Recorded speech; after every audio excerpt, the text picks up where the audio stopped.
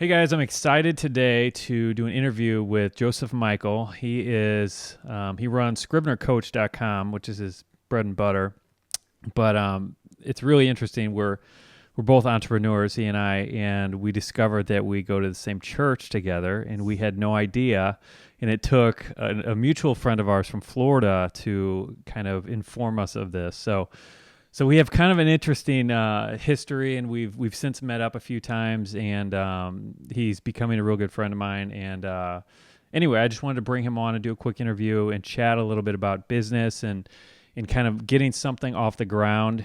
He has a really good success story, and he has a similar path to mine, but he actually made it quicker than I did to replacing his day job. And so I just want to kind of talk a little bit about that, some of those things with him. So with no further ado, Joseph, how are you doing today? Doing good, Bob. Thanks for having me, man. I'm excited to chat about this. Yeah, absolutely. I feel the same way. So let's just dive right in. Sure. So in my case, I remember back before I started Christian PF, I was wanting to start a business, and I didn't even know what kind of business I wanted to start. I just wanted to run a business, and I wanted to get something going kind of on the side. But I was afraid of all these things, and I didn't know what to do. And, what led you to the point that you decided you wanted to do Scrivener Coach? Like, what were kind of the steps that you took to get there and kind of getting through all that? Okay, cool. Because I had no idea I was going to be doing Scrivener Coach at all. Like, that was not my initial plan. It's kind of funny how those things work. Yeah. But I was the same way as you. Like, I wanted to do something in business. In fact, I was always this entrepreneur type, I'd tried a lot of other things, of course, failed. And it was like, I was almost to the point where I had given up on entrepreneurial type stuff. I was like, you know what, maybe I just need to suck it up and just do the 9 to 5 thing. Maybe this is just, why can't I just be okay with that? And then, it was funny because I just out of a need, really, it was trying to just make ends meet. The job I had was okay. I had a good, decent day job I was at for 8 years. But the whole pitch there was just be happy you have a job. Like, we're not doing raises again this year. We're not doing raises again this year. Just be happy you have a job. I was like, man, like, I get it. I'm happy I have a job, but just trying to make ends meet. And like, okay, we need, we're going to pay off our debt. We were planning for another child. Like, we went goals here. So I was like, all right, it's time to get out the old Dave Ramsey technique. Let's go find a pizza place, and I'll start delivering pizzas on Friday nights or something. So like this is how my, internet story began, was pizzas, because I kept going to, like Emo's, that's a, St. Louis place, but, Domino's, whatever, like 3 or 4 places. And I kept getting turned down by these places to get a job. Like, it was either I didn't have any pizza delivery experience, or, they just didn't have any positions open. I was like, man, come on. Why can't I just get a decent little job? I just need $300 a month. That was like my goal, just $300 a month. So literally out of desperation, I was driving home from work one day, and I was just praying, like, God, give me wisdom on what I can do. Like, you see, I'm working hard here. I'm trying to be honorable. I'm trying to do the right things. I just want to, provide for my family and, get a little bit ahead. And I just felt like it was like this light bulb moment, and I don't have too many of those. So it was really weird when I did. It was just like, why don't you check, online stuff, like Google how to make money online. I know that sounds really, really cliche and crazy. And I was like, I fought it for a while. I was like, no, I'm not doing that. It's only scammy weirdos that are doing that stuff. And I don't want to like sell stuff on eBay or whatever. Anyway, long story short, I ended up Googling around just different things, and I came up on, the term passive income. Found Pat Flynn, which for Smart Passive Income, and immediately saw his income reports and what he was doing. And I was like, wait a minute. What is he doing? What is he selling? He's not even selling anything, but people are thanking him all day long. And so that intrigued me. And I spent like the next month just devouring every link I could find on, what he was doing and what people were doing, blogging. I thought blogging was just like a diary thing that some people did. They wrote about their life or something. And so that's what that's what led me into internet business. I was interested, and I was like, you know what? I have no idea what I'm doing, but I just want to get in the game. I want to get in that game. So I started a blog, and probably registered 10 different domain names every time I took a shower, like Jeff Goins will say. And I spent the first 6 months just playing around and trying things. And it's amazing how, when you look back, how the dots connect. Yeah. Yeah. That, I mean, yeah, I feel like I had a similar kind of experience just where you look back and you see how all these pieces connected, and it doesn't really make any sense at the time, Right. but there's something about going through that process that I really feel like is important. Even if you can't see it, even if you Yeah, can't realize why it's important, there's something there. But totally. and a lot of people, a lot of the readers who I talk to, and even people in real life who have aspirations of starting a business, one of the most common hangups I hear is this fear of failure, and people are afraid to fail, and they're afraid to be embarrassed. They're afraid. They're just afraid to waste the time and the energy, and I'm just wondering what you did to kind of just push through that, because I'm assuming you felt the same thing. If you didn't, let me know. But I think most of us have to fight through that. Yeah, it's almost like a prerequisite, right? Like we have to fight through that.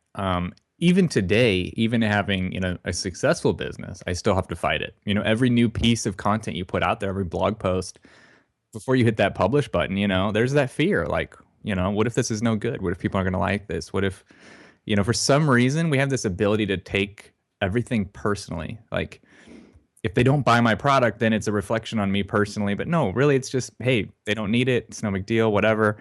Um, I learned early on I read somewhere, and I wish I knew where it was so I could credit that person, but they said, as long as you view everything like a scientist, like just look at everything like an experiment, and then it really kind of takes this heavy weight of failure off your shoulders. If you just look at it like, hey, I'm going to try this as an experiment. If it goes well, great. If it doesn't, then I'm going to learn something and document that, and then just keep trying.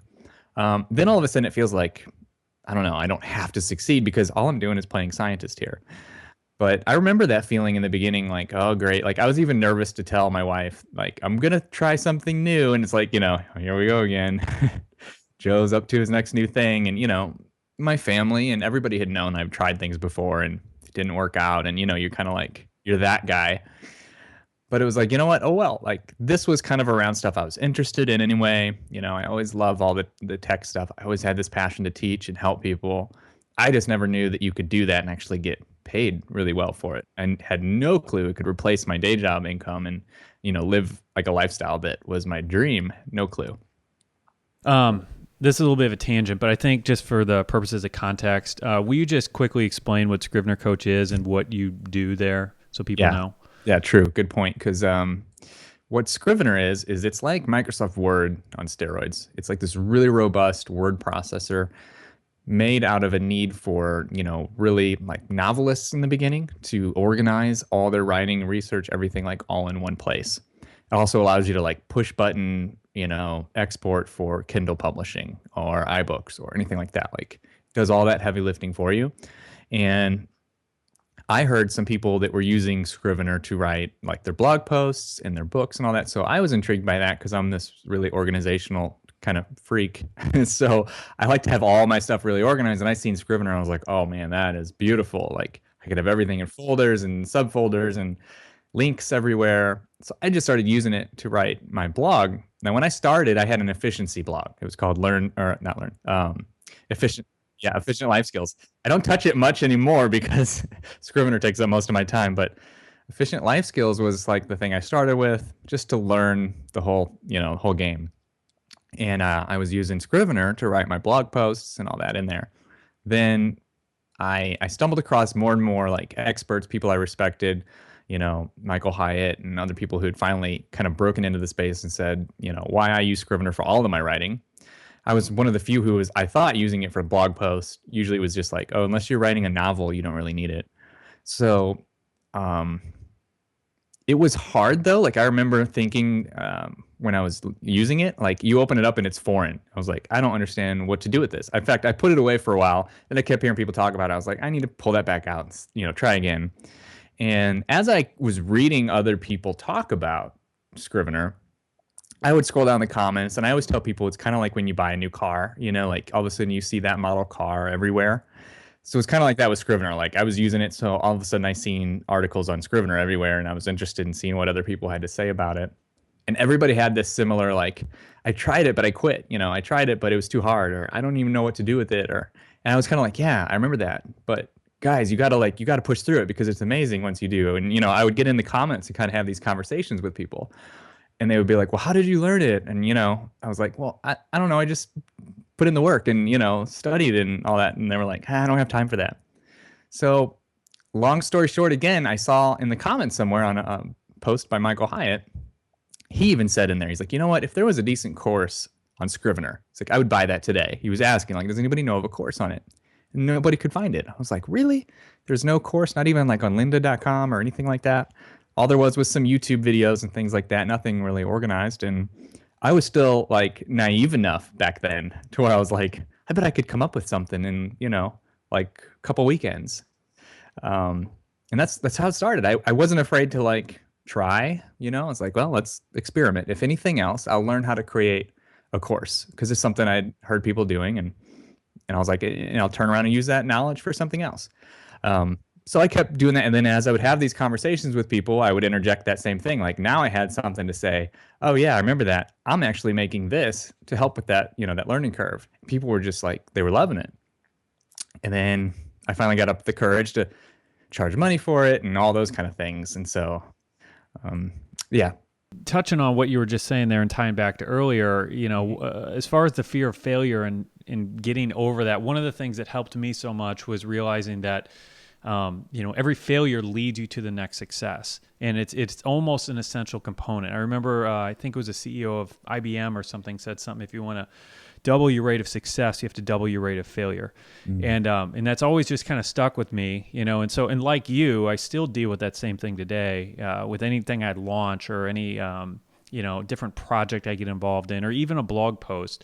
A lot of them are failures, in my book, but they're leading me to some successes. And it just seems like an essential part of the whole thing. And when that it's okay to fail, it's okay to screw up, and it's okay to, not have it not go how you plan, but you take that and you just use it as a kind of stepping stone for the next part. I don't know, at least it helped me just kind of blast through that a little bit. Oh, absolutely. There's this book I actually just finished reading. It's called The 7-Day Startup by Dan Norris. He's the guy who started WP Curve, and it's amazing on the mindset that he talks about in there about, failing and kind of the things we're touching on. But his whole philosophy is like, you don't start learning until you launch. So he encourages people to get whatever it is out the door, just get a minimal viable product out there and then launch it and then learn, because that's when you'll learn what to create. Your feedback you'll get and the customers will start to tell you. Well, and that's really interesting to bring me up, because that was something else I wanted to ask you about. This is another thing I see a lot of new entrepreneurs get hung up on, where they will spend 6 months or a year trying to get their blog designed perfect, trying to do this, or trying to get every single component of their business set up perfect before anyone even knows about it, before they ever even test the concept. And so how did you kind of balance fighting against that while also maintaining a high level of excellence and really getting something good, before you went out the door, but not being addicted to perfection? You know what I'm saying? Yeah. Oh, that's a tough one. I mean, I still struggle with that today. I'm in the middle of creating another product, and I keep going back to that. Like, oh, just stop. He says another quote in that book. He says, like, if you're not slightly embarrassed by what you launched, then you waited too long. Like, you launched too late. And so I keep trying to keep that in mind. Like, am I embarrassed by this? Yes. Okay, then you're early enough. That's probably when you need to just launch it and start getting feedback. But I mean, I struggle with perfectionism, I think, like most of us do. And it's like, you feel like, again, it's a reflection on you. Like, of course we want it to be perfect. But if you talk to anybody, nobody's site was, perfect at first. Like, I look back at my first version of, my course. It was so ugly, but, like, it worked and it had stuff. And, well, and had you waited until you got to this point, which you probably never would have, because you kind of had to go through that process, but had you waited, you'd still be at your day job. Yeah. Who knows what opportunities would have been missed, Oh, man. Yeah. Like, if I could go back and talk to my earlier self, I would tell him to start even sooner. Like I waited too long to put a price tag on it because I was afraid. And I mean, I have a top level version of the course sells for 147 today. When I first started, I was scared to death to charge $29 for it. Like I don't know why. I just didn't think anybody would buy it. And here's the thing that helped me probably the most is again, somebody told me early on with the videos, because a lot of my course is video based. And of course, when you're a perfectionist and if you're watching yourself on video or you're listening to your audio, oh, like I wanted to tweak and tweak and tweak and edit to where it would like hardly be anything left. There'd be like a minute left. And I'd be like, well, that's the only clean sentence I said that whole time. But I remember telling myself, okay, I can always go back and fix this later. Like this is version 1, this is 1.0, like this is not version, 3.0. This is 1.0. Get a video out there, get the content out there, and I'll go back and change it later. And 2 years later, today, I have not gone and changed some of those original videos. And people comment daily about the quality of the videos. And so sometimes I think we really are our worst critic. And I mean, if they're really bad, you'll get that feedback and people will say, I loved it, but, I could hardly hear you in the video, okay, time to invest in a new mic or whatever. But don't be afraid, to start small, humble beginnings. I used a little bitty blue snowflake microphone. It was like $30 on Amazon. I put a sock over it because I didn't have a pop filter then. So like, it works. Well, and that's the beauty of being an entrepreneur right now, because there's never been a better, an easier time to get started in a business cheaper than today. It's like the days of having to go take $150,000 loan from the bank. I mean, for most businesses, and obviously some of them you need some capital like that, but there's so many businesses that can be started, with next to nothing or $100.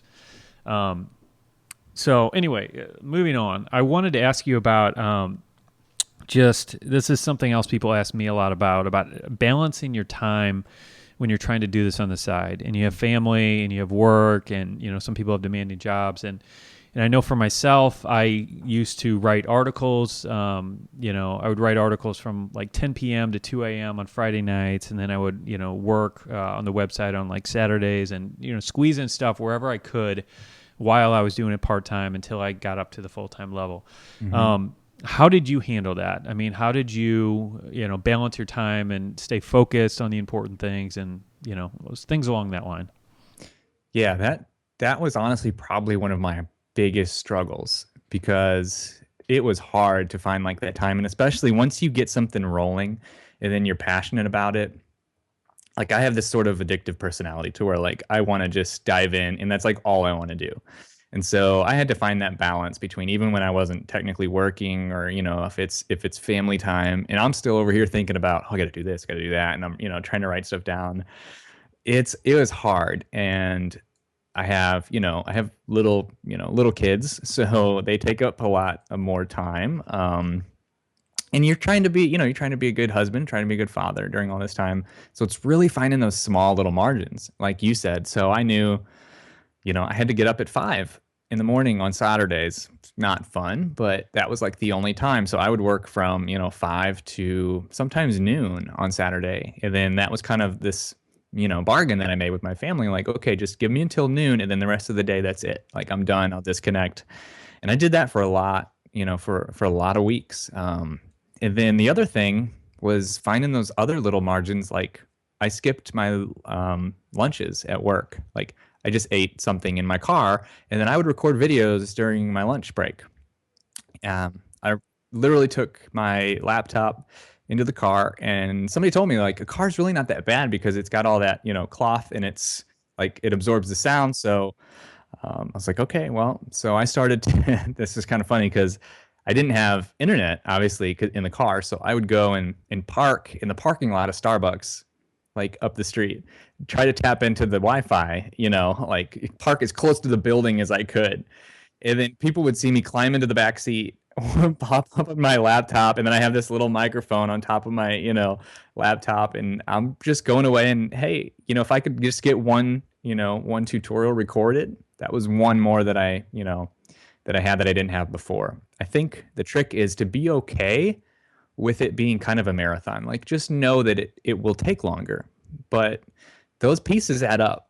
And like eventually you're going to look back and you're going to say, man, I'm so glad I did, rather than I wish I would have. Yeah, absolutely. I mean, and one of the things I was asking myself in that phase is I can do this now. I can make some of these sacrifices now, and 3, 5 years from now, I'll be where I want to be, or I can not do this now Yeah. and go watch TV or whatever else, and I'm going to be in the same spot 3 or 5 years from now. Yeah. And when I thought about it that way, it's like it made it a little bit easier making those sacrifices. And I did the same thing with my wife Linda that you did, where it's like Saturday mornings she would always I'd get up early just as well, and she'd be like, "Oh no, why don't you just?" I'm like, "Honey, I need to do this now, and if you let me do this now, things will be different down the road." And and by the grace of God, they are. And it was a sacrifice well worth making. Yeah, I remember those negotiations with my wife early on too, being kind of hard because you're trying to believe this is going to work, but then in the back of your mind, that fear's coming up, and you're like, "What if it doesn't? What if?" And then I remember like every time I would sort of, because that's the thing too, is for us, our married guys, you kind of have to sell this idea to your spouse too. So I always look at it like, hey, it's an opportunity to learn sales because that's the first person you've got to sell it to, right? And it was funny because I had probably the most validating moment, or one of the most validating moments, just a couple weeks ago when my wife was like, "Wow, honey, I can't believe this is really happening like you said it was going to happen."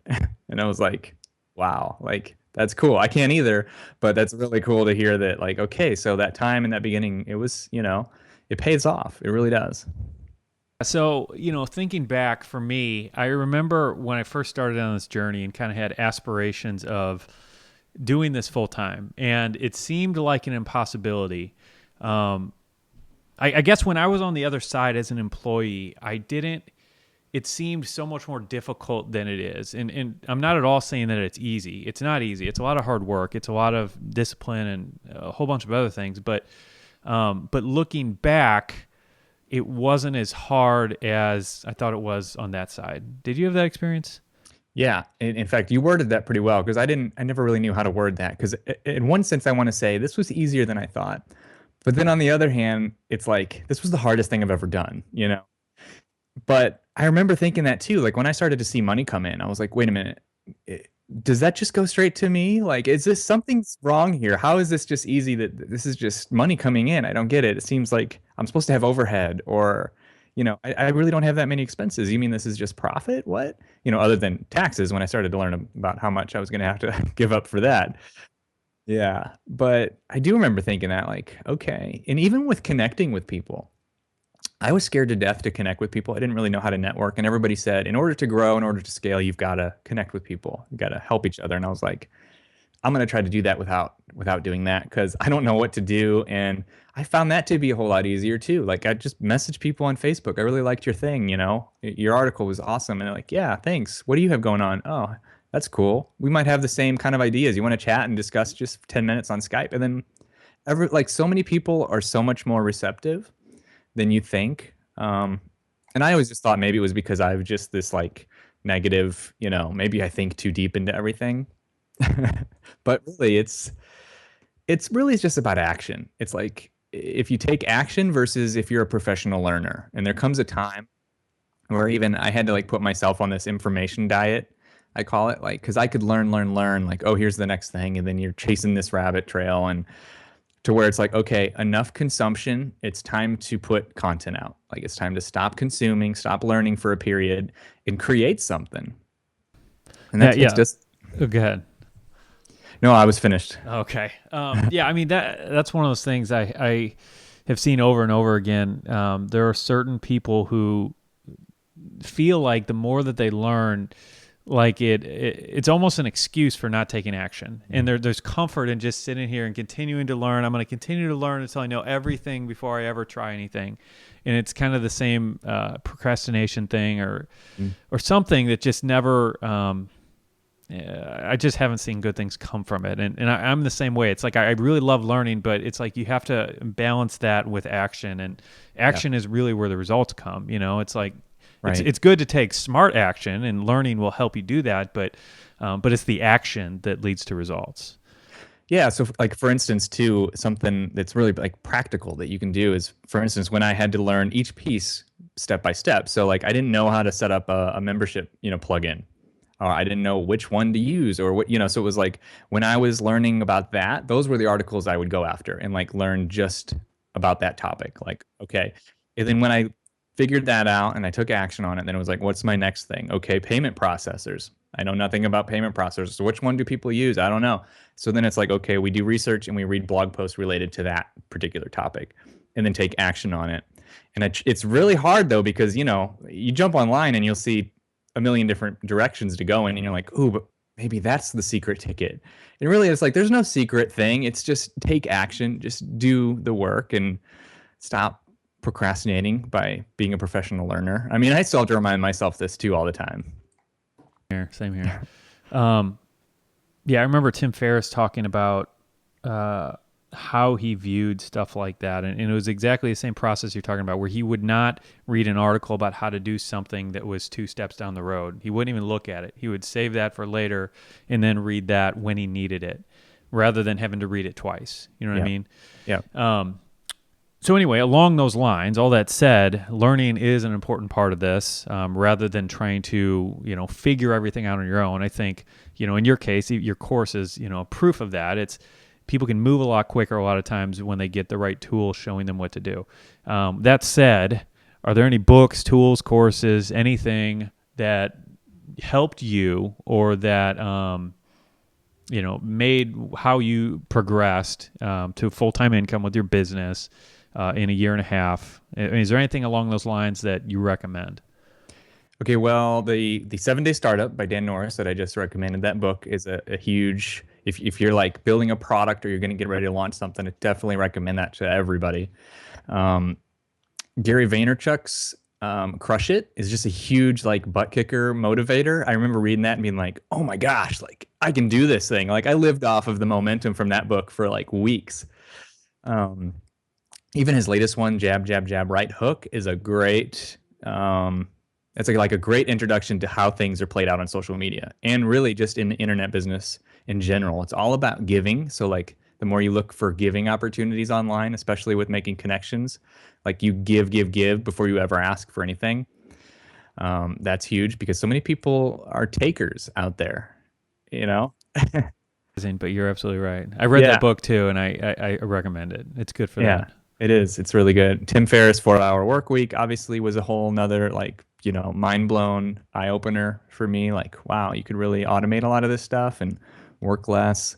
Um, let's see. I'm always constantly trying to read like something that expands my thinking in a new way or is either motivating. I don't have a lot of time though, especially when I'm like right now, I'm like in creation mode. So it's like there's seasons of life, I think. Like right now I'm trying to create another product. So it's like I know I have to limit my consumption time to like 10 minutes or, like 10 minutes before bed, I'll read a little bit of something. But I really like audio books. Like during my day job, that was one thing that I lived on. Like I didn't listen to the radio for like a year. It was my drive to work was filled with podcasts and audiobooks. That was like my education. That was like a 4-year degree worth of information right there.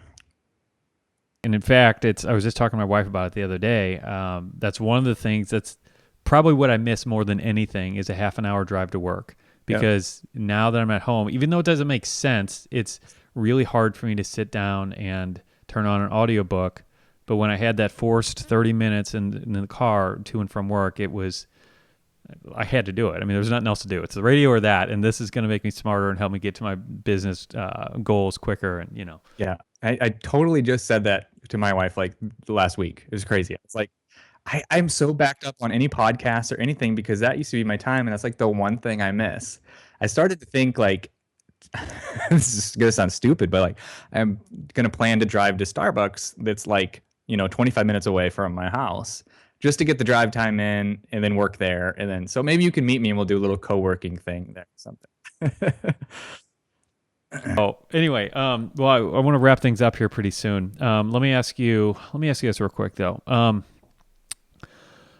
Are there any lessons that, if you were writing a book about all this, any lessons that you've learned over the last year that you would pass along to somebody who, I mean, you've obviously talked a lot about them, but anything else that you'd pass along to somebody who is just wanting to start a business? Yeah, I think the biggest one I would say is don't get put off by the time it's going to take. Like in our head, I remember originally starting and saying, I'll put 5 years on this and be okay with that. Like if this takes me 5 years and I come out the other end, that would still have been worth it. But let's say even if it took 10, a lot of people's initial thought is, well, I don't have 10 years. It's like, well, here's something to keep in mind. Like that 10 years is going to go by no matter what. And so, like, even if, I don't, sometimes you hear this example with people who are, let's say, 45 or 50 years old and they don't like the career they chose. And they're like, well, I can't go back to school and try something else. It's like, well, if it took you 10 years of schooling and then after that 10 years, you got to be that thing, well, that 10 years is going to go by anyway. And at the end of that 10 years, are you going to look back and say, you still stuck in that same position or did you do something? So I've always kept that in my mind because I get discouraged real easy with thinking like, I just want this now. I don't want this to take a year. But oh well, that year is going to come either way. Just do little baby steps. Do something every day that's going to move you forward. That's a big lesson that I've kind of learned. Well, yeah, and along those lines, I mean, what's interesting and beautiful about that is, if you look at how God does things, it's like almost everything he does is like that, where he plants a small seed and you have small little growth. It's Yeah, not normally something that just explodes out of thin air. You know what I yeah, mean? absolutely. And I think our journey with building a business, is oftentimes very similar, and we should be excited about that. Yeah, it is. It's exciting, and it's something else I would say too. Like a lesson is like, don't get discouraged if you don't know everything right away, because you won't. It's impossible. I look back now at what I've learned, and I'm like, how did I even do anything? I didn't know anything compared to like what I know now. But that's okay. Like that's how you learn, and just get excited about that process of learning. Like it's fun to discover and try new things, and don't be afraid to ask God for wisdom. Like seriously, that I relied on that so much in the beginning was just like I don't know what to do. Like I just pray for wisdom. That's how this whole thing started for me. It's amazing. Um, whether it's a connection, like lead me to the right person who can help me think about things the way I need to, and it's amazing. You'll have this one conversation and you'll realize a day or two later, like, oh my gosh, like that was it. That was that answer to that prayer. Like, so it's crazy how those things work out. All right. Well, let's get things wrapped up here. So tell me about, you were talking about your new product that you're going to be launching. Can you tell our readers a little bit about that and what you're going to be doing? Yeah, so it's funny because you would never probably guess that the number one question I get from a Scrivener course is how did you create this course? Like that is the number one question I get from students. Not anything about Scrivener. It's how did you create this course? Can you show me what you did? This is the best laid out course I've ever seen. This had to cost a fortune, right? And it's like I'm always amazed and like, no, this cost me pretty much nothing because I'm the guy who didn't know a single bit of CSS or programming. Not, like I was a bootstrapper. I didn't have any extra money to spend. So after enough of those emails, I finally got the idea that, okay, I need to create something to show people exactly what I did. So that's what I've been spending time doing is breaking it down for like the do-it-yourselfers, the people who are just getting started, who don't have, a fortune to outsource everything, is how you can create an awesome course, how you can organize everything, the plugins I've found, the articles. I'm kind of creating a curriculum around it. Like you mentioned, what books do you want to, that helped you and what, YouTube videos and all this kind of learning education that I found. I'm kind of picking through all the mass stuff out there and organizing it into here's a program that's going to get you on the fast track to, creating a digital product and how you can get it out there and, get it out there quicker and start making a profit. So I'm actually going to be doing something a little bit different. I'm going to be teaching stuff live, going over some training stuff, like just to get people on with me and have a chat role and just interact with people and see like what they're struggling with so that I can help make that perfect thing for them. So it's kind of really meta because it's like what I'm doing is what I'm going to be teaching people to do, like interact with your audience, get feedback from them. They'll tell you what to create. So I'm kind of like living it in reverse and showing them what they need to be doing. So it's called, if you go to productcreationlive.com, you'll see a short video from me there and explaining kind of what we're doing. You can sign up and be on the early bird list. And in the background of this, I'm creating, a step-by-step course for exactly how to do it. It's been fun. Very Yeah, I'm cool. excited about it. All right. Well, I won't take up any more of your time. I'm really, really glad you came on, and I'm excited. I think we got some helpful stuff out here. I would like to do maybe some videos. I mean, this was a little bit more general and broad, and I would like to maybe get into some more meat and potatoes. So maybe we can do this again sometime and kind of covered some more of that. But anyway, I appreciate you coming on, and hope you have a great day. Awesome. Thanks for having me.